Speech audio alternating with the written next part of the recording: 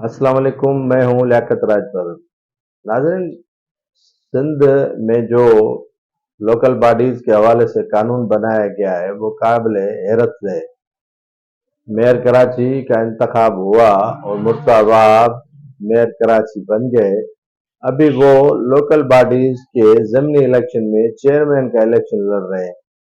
Chairman का election लड़ने के बाद वो जो है बाकायदा मेयर कराची हो जाएंगे, मुंतखब जैसे कहें कि वो हो जाएंगे। अभी जो है वो आर्जी 6 माह के लिए उसे मेयर कराची सिंध के कानून के लोकल बॉडीज के कानून के मुताबिक बनाया गया है।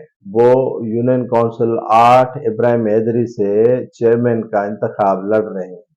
मुर्तज़ा वहाब, जिनके खिलाफ 9 पटिशनें डीजे मलिर सदफ कोकर साहिबा की अदालत में दाखिल की गई थी, जिन पर एतराज था कि मुर्तज़ा वहाब का यूसी 8 इब्राहिम हैदरी में वोट ही दाखिल नहीं तो वो इलेक्शन कैसे लड़ सकता है।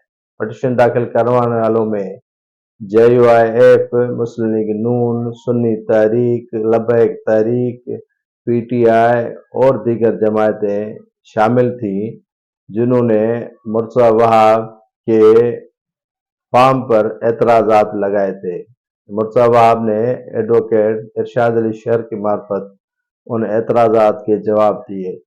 अदालत को बताया गया कि जो मेट्रोपॉलिटन कॉरपोरेशन का कानून बना है उसके मुताबिक हर शख्स किसी भी कराची के हल्के से इंतखाब लड़ सकता है, उस पर कोई एतराज नहीं हो सकता, जिसके बिना पर मुर्तज़ा वहाब यूनियन काउंसिल 8 इब्राहिम हैदरी से ज़मीनी इलेक्शन लड़ रहे हैं, तो उस पर एतराज बेबुनियाद है, जिसके बिना पर उनकी दरख्वास्त निमटा दी गई और तमाम पटिशनें जो मुर्तज़ा वहाब के खिलाफ थी वो खारिज कर दी गई।